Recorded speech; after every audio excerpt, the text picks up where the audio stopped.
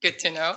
Um, I'd like to welcome you to the conference, Strengthening Social Cohesion, Advancing Operations, Programming and Evidence, jointly organized by the World Bank, Mercy Corps, and Innovations for Poverty Action. To briefly introduce myself, my name is Irina Semenichina. I'm the project manager for social cohesion in the Peace and Recovery team at Innovations for Poverty Action. Before I hand over to opening remarks and a short presentation, I'd like to explain briefly the background of the conference and why we decided to hold this conference. So to start with, we thought that social cohesion is a cornerstone of many development programs. This, unfortunately, will still be the case going forward, considering overlapping crises like climate change and conflict that have strained the relationships between and within groups across the globe. Over the past 2 decades, but also particularly in the last few years, we've seen a growing body of work at the intersection of research and practice. And this growing body of work highlighted a variety of programming approaches that show some promise in strengthening social cohesion. At the same time, we feel there is a gap in integrating these growing points of consensus among social cohesion experts into policies and operations by multilateral organizations, bilateral donors, governments, and civil society organizations. We see fragmented approaches to measuring social cohesion, and while growing, the evidence base on social cohesion is still quite small, and many open questions remain. Considering the state of research and practice, the World Bank, Mercy Corps, and Innovations for Poverty Action organized this conference with the goal of solidifying what we know about social cohesion, but also identifying what we still don't know about social cohesion. To do this, we invited a series of great presenters and panelists from policy, practice, and academia to share best practices, emerging insights, and address open questions on social cohesion. In addition, our aim is to have thoughtful discussions with participants and around the world on advancing programming, operations, evidence on social cohesion. To start this conference, I would like to introduce the following 3 representatives from the World Bank, Mercy Corps, and BMZ to provide us with opening remarks on why strengthening social cohesion programming and advancing evidence is important. It is my pleasure to introduce Louise Court, Global Director for Social Sustainability and Inclusion at the World Bank. Also, Siaka Milogo, Country Director for Niger and Burkina Faso at Mercy Corps. And joining us online, Henriette Sachse, Deputy Head of Division for the Department of Transitional Development Assistance at BMZ. We will also have a short presentation on what is social cohesion and why does it matter by well, there had to be one kind of like mishap. So what is social cohesion and why does it matter? By Nicholas Mint, Practice Manager for Social Sustainability and Inclusion at the World Bank, and Ryan Sheely, Director of Research for Conflict and Governance at Mercy Corps. Finally, I would like to point out that this conference is being recorded to share with colleagues that could not join us today.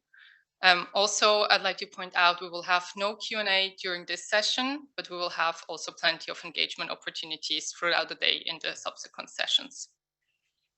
So without further ado, I'd like to hand over to Louise Court, Global Director for Social Sustainability and Inclusion at the World Bank, for her opening remarks. Thank you very much. Thank you. Thank you very much. Pleasure to be here. Good morning or good afternoon to everyone, wherever you may be joining. It's really exciting to be at this conference, to see this work advance, to bring so many of you who are interested in this critical issue together. I don't think I need to tell you that the world is facing at the moment huge challenges. We're not going to meet many SDGs, in particular now the poverty SDG is off track for 2030. We're on track for over 2.5 degree climate increase in our greenhouse gas goals. We're not on track there. We're facing increasing instances of conflict, persistent conflict, and rising social tensions, interestingly enough, particularly in middle-income countries. To address this whole range of challenges, growth is really important, but it's clearly not enough. The strategy of growing and taxing and reinvesting in human capital and hopefully improving markets so that they're more competitive and fair has only gotten us so far, and it will not be enough and sufficient to take us across the line to address these challenges. We've recently, maybe not recently, but really recently, put a huge attention on environmental issues and environmental sustainability and the importance that this growth be sustainable. That's absolutely essential, but also not enough to push us across the line and reach these challenges. We also need to put our attention on social sustainability. If you notice, I'm the global director for social sustainability, so not surprising that I'm opening this conference discussing a little bit social sustainability and why it matters. We need to put the social agenda on par with the environmental and economic agenda if we're really to come together to address these global and country level challenges. So you may say, okay, social sustainability sounds really nice, another World Bank term. What does that really mean?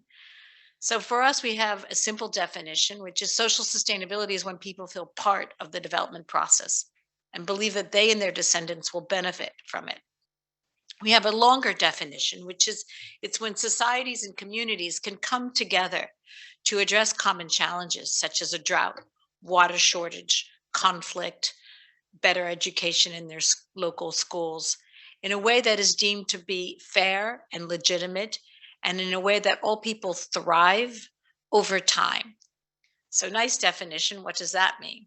Well, we unpack that into four dimensions. The first is the ability of people to come together to address common challenges. That's social cohesion. If you don't have that ability and trust one another at the community level to integrate different groups across communities, between the pastoralists and the farmers, and between the communities and the state, if that trust doesn't exist and that those relationships aren't strong, it's very difficult to have a just transition. It's very difficult to address climate change as we're seeing. It's very difficult to move forward on building a more peaceful society and community. But what else is in there? We also said that all people may thrive over time.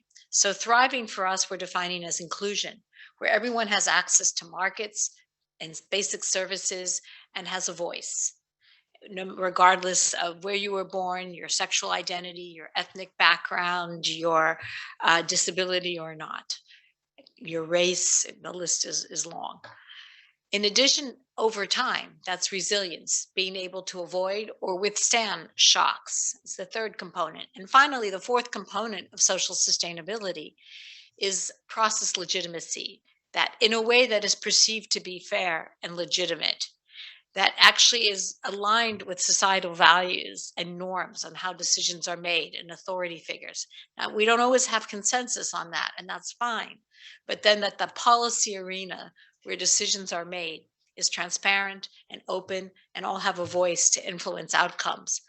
A simple way of putting process legitimacy that we all probably understand is if you haven't gotten a job that you applied for, but you felt the process was fair, you'll accept that. If you feel the process wasn't fair, then there's a certain level of resentment. So, with these four components, they all work together to produce social sustainability.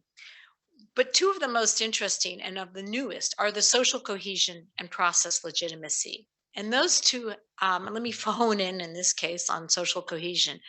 We have a really interesting evidence, actually, on both of them at a macro level.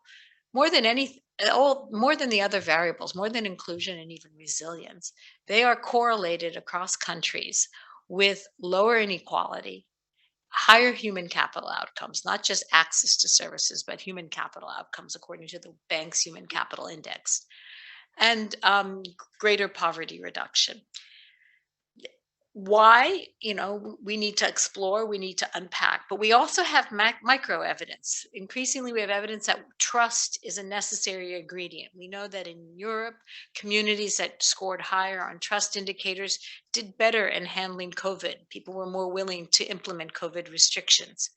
We know that in South Africa, trust needed to be built between the government and the communities to move forward, to start moving forward on the just transition, Because if you don't believe, if there's no trust, you don't think there's a hope to make it a just transition. We also have evidence that communities that, particularly from Indonesia and Philippines, that communities that have higher levels of trust did better during climate shocks, during earthquakes, not earthquakes, sorry, storms and tsunamis. So clearly, social cohesion is going to play a driving role in addressing the challenges we're talking around: conflict, climate, growth, equity, exclusion, and social tensions. The work that Mercy Corps has done and Nick has done gives us some real insight, on how to measure progress at the project level, on how to define this. And even, Maureen has done a lot of work at looking in the paper to see what's worked. And we have some emerging evidence showing how we can tweak projects to make this work. This is a new concept in the bank. People don't totally understand it. And we need to expand the evidence for it. We need to show when it works. Often it can't work alone. It's just social cohesion alone. If you don't have inclusion and you don't have resilience and you don't have some kind of legitimacy, it's not enough. You may have a group that's very cohesive, but if they don't have access to any resources or they don't have voice, that's not obviously, or they're vulnerable to climate shocks, that's obviously not going to work. But it is a key catalytic factor in going to determine our ability to address today's challenges, and unpacking what drives this further, delivering better evidence so that you and us and the bank and our client countries, we can go and say, this works. We know how to build this in non-tangible outcome. We work in a bank and everybody here likes to finance infrastructure, but we need to also be able to show that financing these non-tangibles makes your infrastructure fairer, better, more resilient, and more impactful. So with that, it's a real thrill to have all of you here. The guest list, you're all from different groups, different agencies, and I think all really dedicated to this. I think I just preached to the choir, but we need to have the evidence to go out and preach to the non-choir. I don't know what to say. I'll just call them the non-choir. So thank you for your commitment, and we look forward to this discussion and to partnering with you. Thank you very much.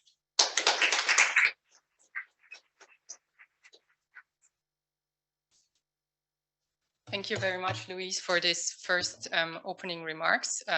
In the interest of time, I hand over also directly to Siaka Milogo, Country Director for Niger and Burkina Faso at Mercy Corps.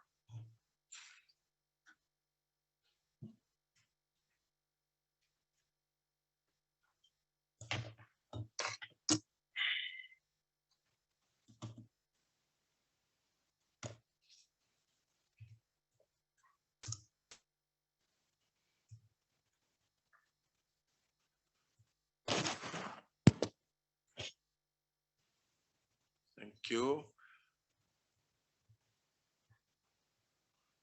Good morning, or good evening, good afternoon. So depending on where you are. I'm Siaka Milogo, the Country Director for Mercy Corps, Niger and Burkina Faso. First of all, I just would like to thank the organizer of this conference for the invitation, allowing me to bring the voice of the field to contribute to the discussion on such an up-to-date topic, which is social cohesion. In French, we describe social cohesion as de vivre ensemble, or living together. So this vivre ensemble is affected in many places around the world as a result of different sources of frustrations within communities accumulated over the years. Social cohesion, since this is what it is all about, has been highly affected in the Sahel for almost a decade following the emergence of conflicts that have led to a lot of population displacements. The high pressure on natural resources because of this displacement has contributed to a significant deterioration of the social cohesion. In the specific case of the Central Sahel, I mean Burkina Faso, Niger, and Mali, we have recorded more than 2.5 million displaced persons in a decade and nearly 30 million people in need of humanitarian assistance in 2022 alone, according to OCHA. Insecurity caused by widespread and violence conflict has added a layer of difficulty to the situation in the Sahel, which was already struggling with the effect of climate change, which year after year made more than 8 million food insecure people in the three countries that I already talked about. In the Niger, and in response to the effect of climatic hazards and the sporadic conflict between herders and farmers, many donors, including the World Bank, promoted the concept of integrated development programs with an emphasis on the integration between agriculture, livestock, water, microfinance, etc.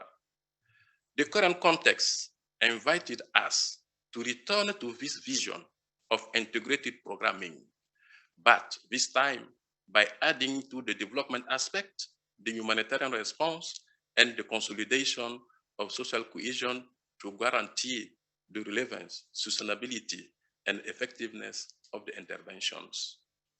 This option is more than important for the Sahel, which has a young population with more than 80% under the age of 35 years, who are the main actors not only of conflict when they join the non-state armed groups and return their weapons against their own communities, but also are main actors in peace building in the same communities.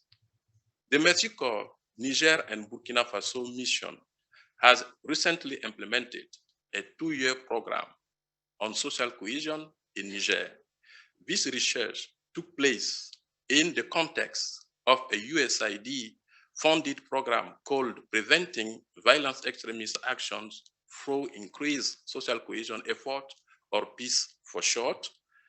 This integration of rigorous research into a program has allowed us to identify some of the root causes of the erosion of social cohesion within the community, the main one being, first, the poor community governance that has created many frustrations within the communities, especially for youth and women, with a feeling of non-belonging and less concerned with the problem of their communities, and are then more isolated and self-focused. Second, the failure of government to meet basic needs such as food, health, and education due to the absence or low access to basic services. Third, the lack of income generating opportunities for young people to feel useful to their families and also their communities.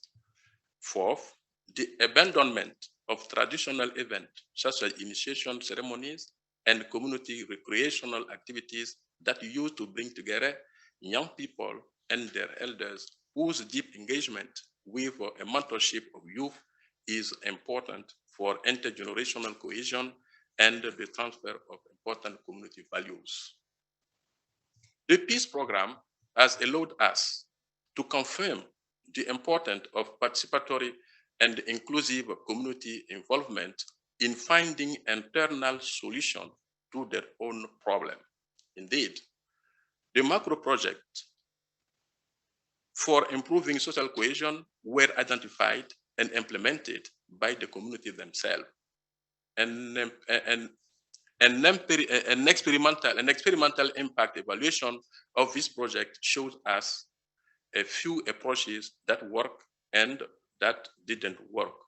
So we can cite, first, collaborative project between identity group that provide a lot of interaction among many people and that addressed shared need like infrastructure program help increase trust.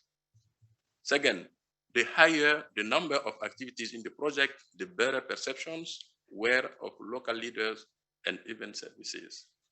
Third, Despite a systematic approach to inclusion, joint community project did not increase community members' perception of women and youth as important leaders. So we have much to do in that sector.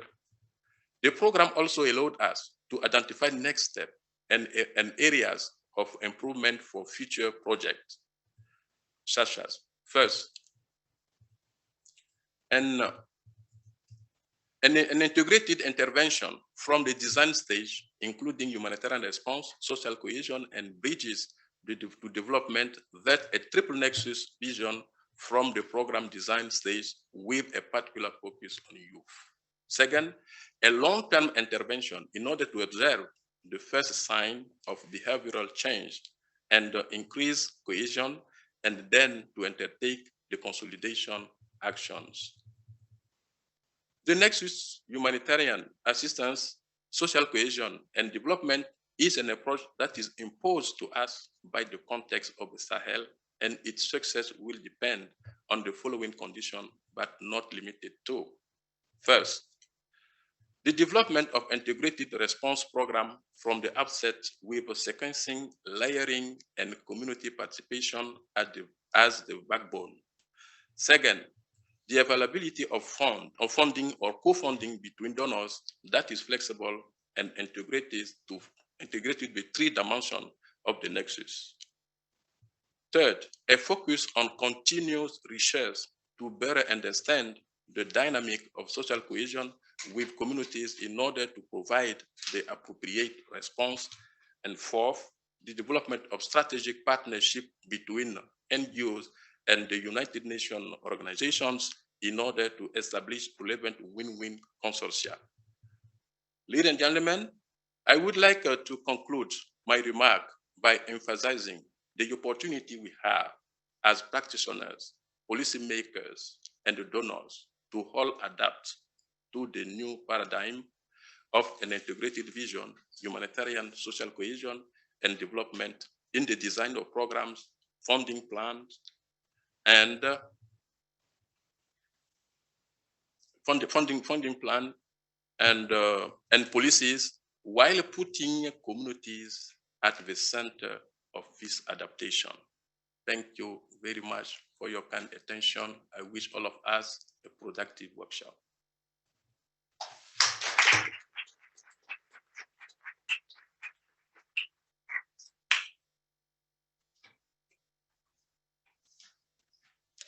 Thank you very much also to Siaka Milogo. I'd just like to see if Henriette Saxe was able to join us online.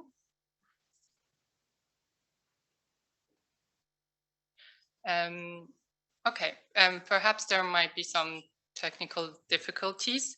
Then I suggest we, if you are ready, we dive into the presentation.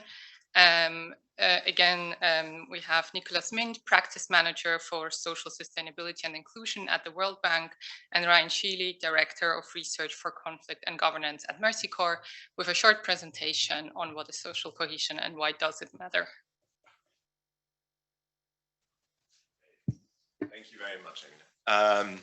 And I hope that we will have Henriette join us during the course of the session. We have lots of people connected online, which is great. And it's one of those efforts of making sure that we get this hybrid model to work. And so it's great to see so many people here in person as well. I'll touch on the importance of collaboration in this field as really one of the things that I think is a cornerstone of how we are approaching social cohesion in the bank. Thank you, Anastasia. I think you're running the slideshow. Let me start maybe by talking a little bit in terms of the context of why social cohesion matters for us in the bank. And I realize that some of what I will say will seem sort of blindingly obvious to those of you from the NGO community. And I think that's because we come at development from slightly different perspectives. And part of the challenge that we have, I think, is bridging that and fostering a shared understanding of what these terms mean and how they relate to sustainable development as we go forward. Next slide, please. So why are we talking about social cohesion? And this is really, when I say we, this is why are we in the bank now talking about social cohesion. Louise has mentioned the fact that some of this is a relatively new and more recent focus. And in some ways, we certainly are playing catch up on that as well.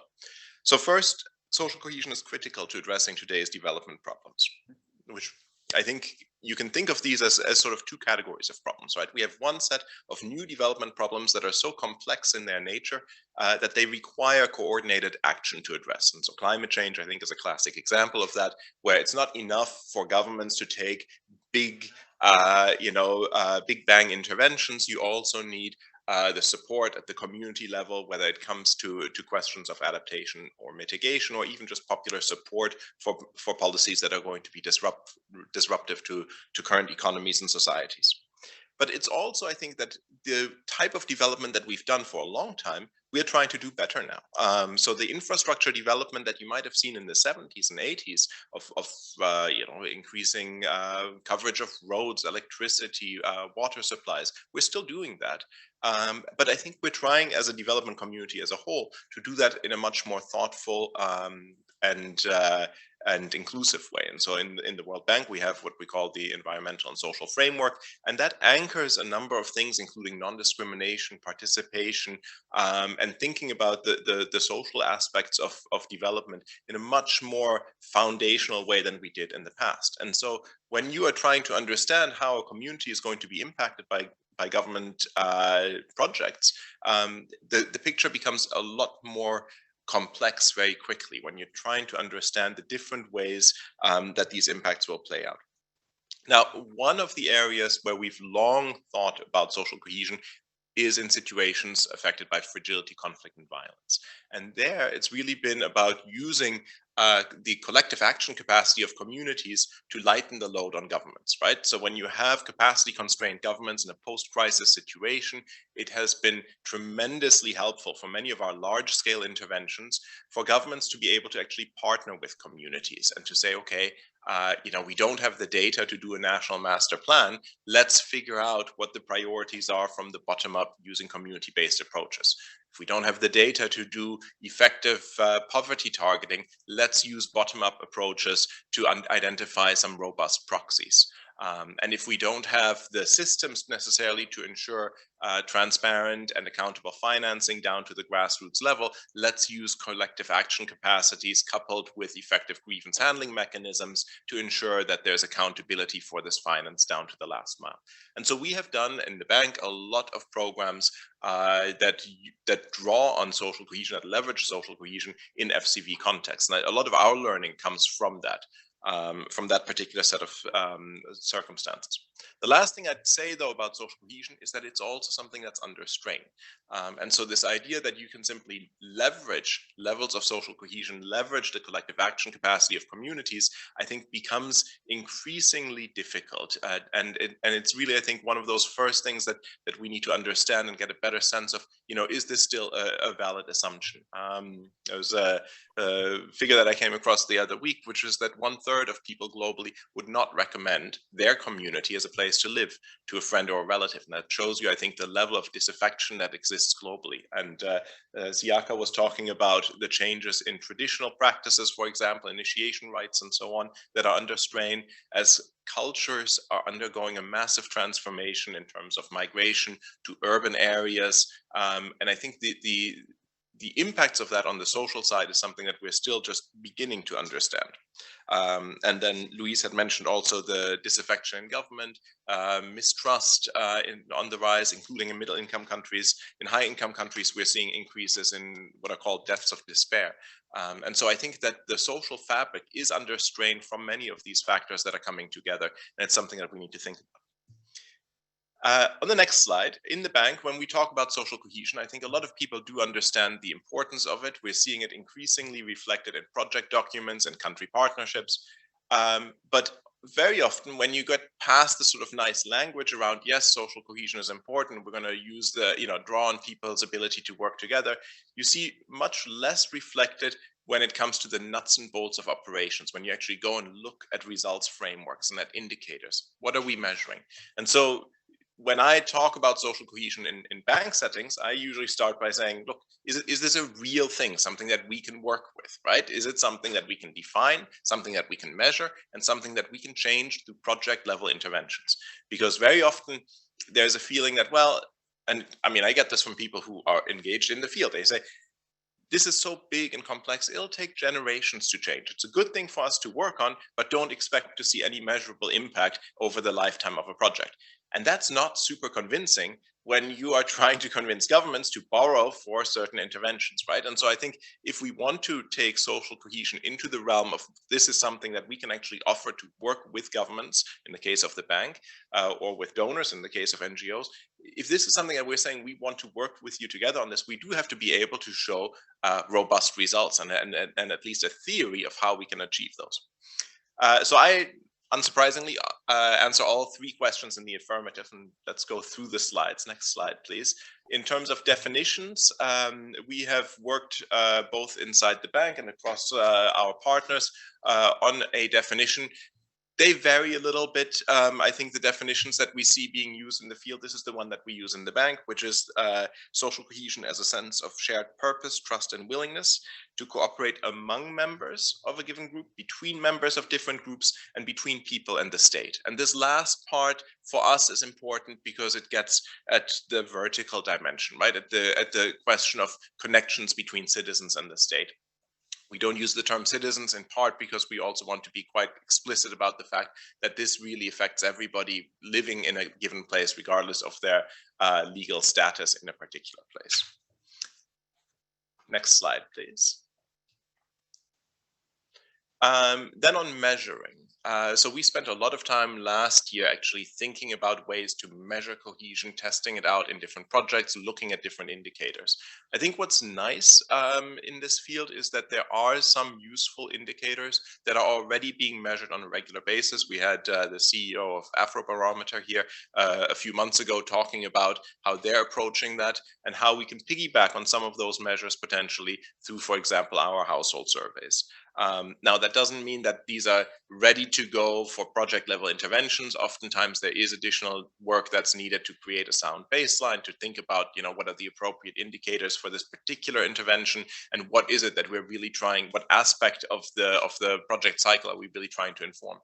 But it is a field where there's significant expertise in how to do the measurement, including by the people in this room and connected online. And so a big part of our conversation today is around, different approaches to measuring cohesion and measuring the impact that we have. Next slide, please.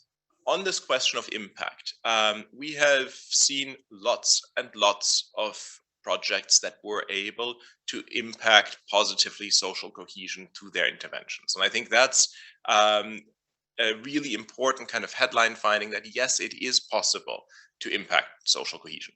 But we've also seen lots of projects that have zero effect, right? And I think it's important to be honest about that, both as a community of practitioners for us to understand and to learn, but also when we're dealing with our clients, right? And to be therefore both humble and focused in terms of how we approach this.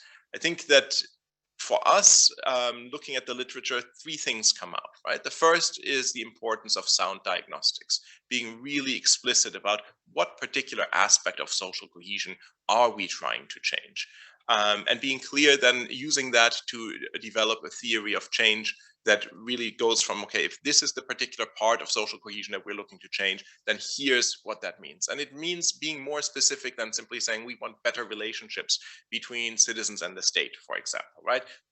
Which citizens, what particular groups are we concerned about? What particular aspects of the state are they interacting with, right? And so the more specific you're able to get, I think the better your measures are going to be, the better your interventions are likely to be.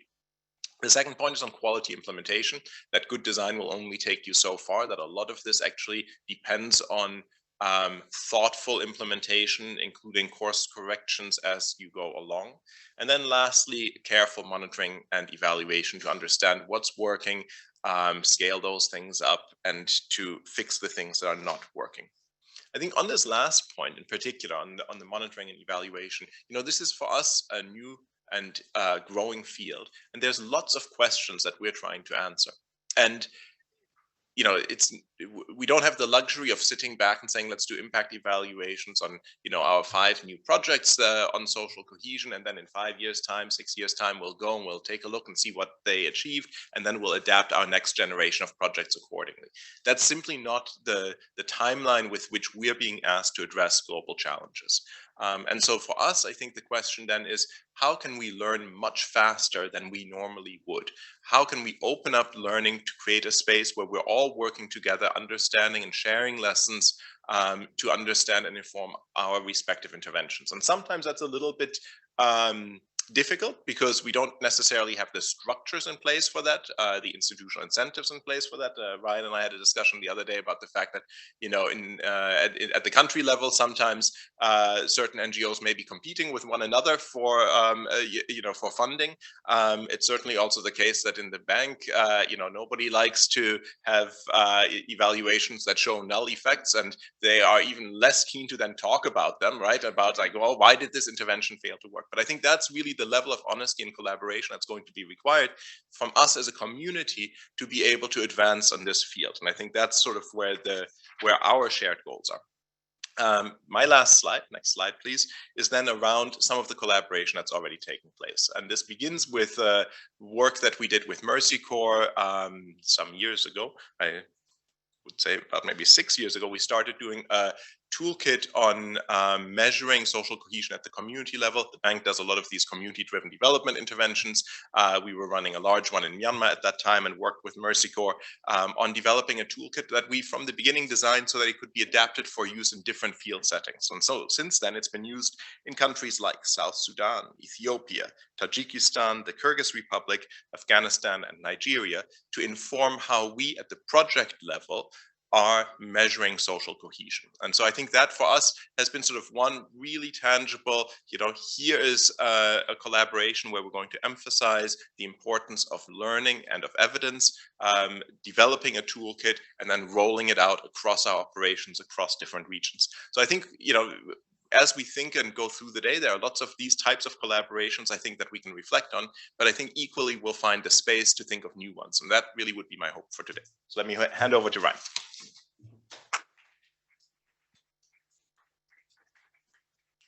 Thanks, Nick. And I'm going to use that collaboration as the starting point. Actually, we can dial back to the previous slide.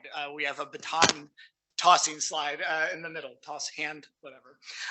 So I want to reflect on this toolkit a little bit because collaborating with the World Bank on the social cohesion measurement toolkit was a pivotal moment for Mercy Corps in our programming and research on social cohesion for a number of reasons, beyond just the fact that it produced an output that we're also using in our own program, the bank is using.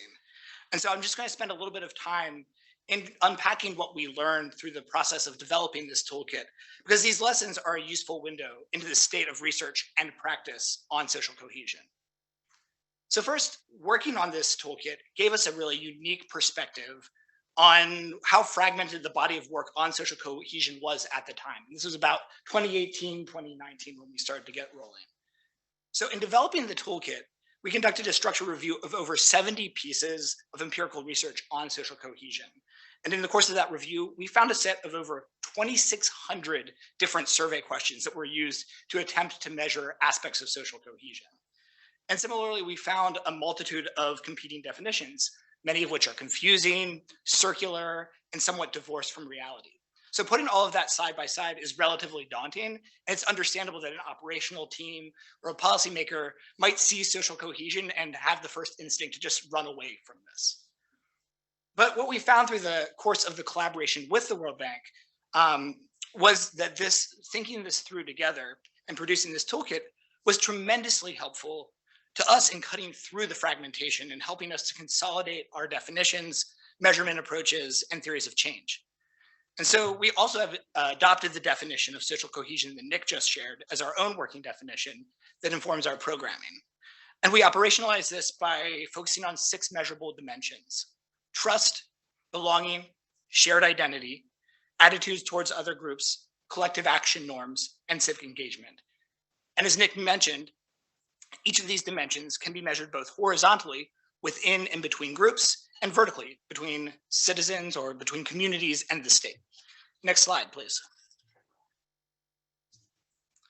So solidifying around these core definitions and measurement approaches helped to inform the theories of change in our own programs and has informed a number of our recent impact evaluations and synthesis documents, as well as our recent programs, such as the one in Niger that Siaka mentioned. In the years since we worked on the toolkit, we've also started to see some growth and consolidation in the evidence base outside of our own organizations through a number of systematic reviews and knowledge sharing platforms. Outside of the recent products produced by the three organizations that are convening this conference, these also include the 3IE systematic review on strengthening intergroup social cohesion, Alliance for Peace Building's violence reduction subsector review, which has a really nice section on social cohesion and peace building, and the German Institute of Development and Sustainability's Social Cohesion Hub, which we'll hear about a little more throughout the day. And it's this recognition of really important learning and knowledge accumulation starting to take root across multiple partners and multiple sectors that led us to pull this conference together now at this moment, right? As Nick said, the need for investing in strengthening social cohesion has never been higher. And we're starting to reach the point of having a set of evidence-based tools and approaches to start sharing with an even broader set of operational teams, implementers, and donors. As part of our planning for this conference, the three co-sponsoring organizations convened a workshop in October of this year with 30 researchers and practitioners who have been deeply involved in this recent wave of evidence generation and accumulation. So to wrap up this kickoff session and help transition in today's agenda, I want to share some of the key takeaways from this content planning workshop, which really informed the structure and content of today's event. And we're really lucky to have many of our workshop participants on today's panels and in our audience, both online and here in DC. Next slide. So first takeaway from the workshop is that we have a growing menu of evidence-based approaches for building horizontal and vertical social cohesion. And the list on the screen is a partial summary of some of the types of programming approaches that you'll be hearing about throughout the day today. But what also emerged is that it's really important for programs and studies to be really clear on what the local barriers to social cohesion are, and to select interventions or combinations of interventions that address those barriers based on locally led diagnosis and design. As we'll hear in a number of our presentations today, the latest wave of programming, evaluations, and research is starting to do just that, generating more fine-grained evidence about the specific pathways through which interventions shape specific dimensions of social cohesion, as well as evidence about the ways in which these changes in social cohesion in turn influence other outcomes related to development, peace, governance, and resilience. Beyond this specific set of interventions, the evidence is starting to underscore, as Siaka mentioned, the importance of inclusive, iterative, participatory processes in designing and implementing any of these types of projects. And this is because creating opportunities for positive intergroup collaboration towards a shared goal is vital for building social cohesion. So it's long been hypothesized that participatory approaches to community development are an important way to help foster positive interactions. But what we're now learning in newer studies is that such participatory projects need to be carefully designed and well implemented, well facilitated to ensure quality interactions and model the behaviors and norms that produce these interactions throughout all phases of the project. Luckily, facilitation is not rocket science, and there is an incredible global cohort of facilitators and local civil society organizations who have the local knowledge needed to implement high quality participatory projects in their communities. But just like the fact that a skilled practitioner can make facilitating a participatory process look easy doesn't mean that it necessarily is. It's a craft and it's an art. And this means that there does need to be investment in creating or recruiting skilled facilitators and giving them the autonomy and space to actually adapt their plans to local constraints that emerge in real time. It also means investing in and creating space for practitioners from other sectors and fields to start building these skills for facilitation, for fostering social cohesion, when there's an opportunity to strengthen social cohesion in the context of other kinds of development or humanitarian programs. Next slide. A second takeaway from the workshop relates to what Nick was saying about, yes, we can measure social cohesion. Right? That we are finding that there are a number of ways to measure social cohesion that are simultaneously rigorous, grounded in local definitions and realities, and feasible for operational teams to implement. And the World Bank Mercy Corps Toolkit provides one model for how to do this well, especially within the context of CDD operations. And we're lucky to have colleagues with us today on some of the other panels who have used this toolkit and other similar types of toolkits within the practical constraints posed by real-world complex programs. And the workshop also highlighted that measuring social cohesion remains a really exciting area for further innovation, especially when it comes to using participatory approaches to define and measure indicators, and using behavioral games and digital tools to start to work around some of the limitations of standard face-to-face household surveys. We'll be hearing a lot more about all of these types of measurement innovations in the first of our afternoon panels. Next slide.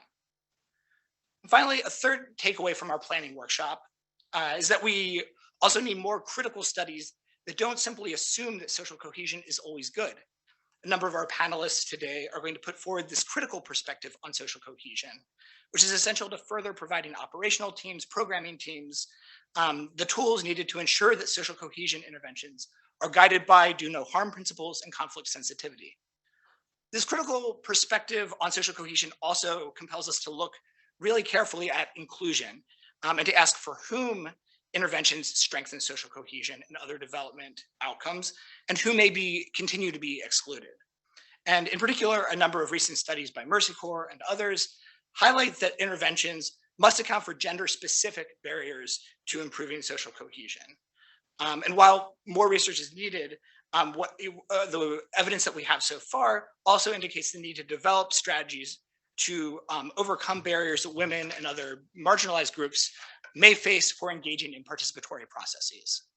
Next slide. So as I get ready to conclude and hand the mic back to Irina to walk us through the program for the day, or maybe to get in Henrietta if she was able to connect on Zoom, I'll just leave you with a set of some of the big picture questions underpinning all of our sessions that we'll likely revisit in our concluding roundtable at the end of the day and throughout all of our discussions. So first, how do we ensure that the social cohesion agenda reflects communities' priorities?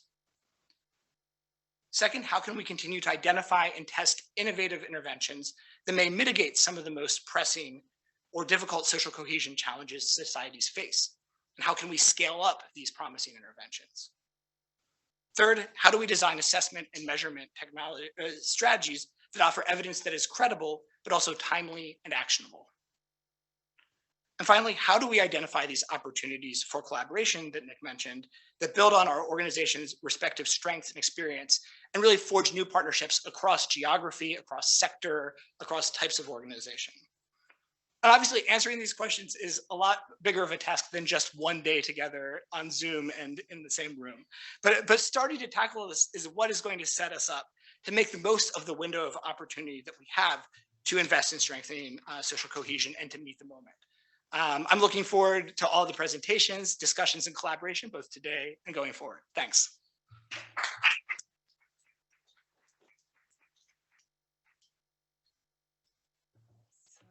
Thank you very much, Ryan and Nick, for this presentation and setting the stage for the ongoing discussions throughout the day. I'd like also to thank again all the speakers for the opening remarks and for being here. Without further ado, I'd go straight into the outline of today for the agenda. So in the morning, as you can see on the slides, we would like to dive in on the state of the art when it comes to social cohesion programming and share best practices. In the morning from 10 to 11, we first focus on promising practices for operation and programming.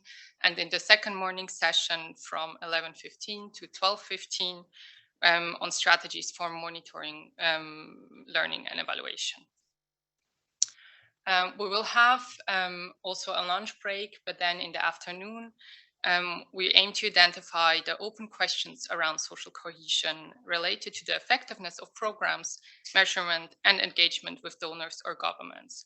We aim to push further to consider the next steps for social cohesion research and programming.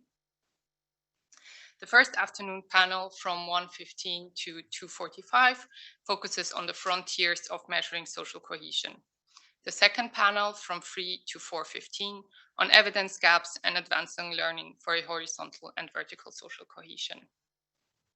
We have one final panel that will reflect on the day and share the big themes that emerge throughout the day. In particular, we want to focus on bridging the gaps between social cohesion theory, evidence, and practice. We are excited to delve into the knowns and unknowns on social cohesion and throughout the day. And on behalf of all the organizers, I would like to thank all the presenters, panelists, and participants for joining us today in presence and online. We are really excited and are looking forward. We need a couple of minutes to set up the stage for the next panel, but in the meantime, I'd like also to show you a couple of housekeeping rules in the next slide, please. Exactly. So as I mentioned before, all the sessions will be recorded throughout the day.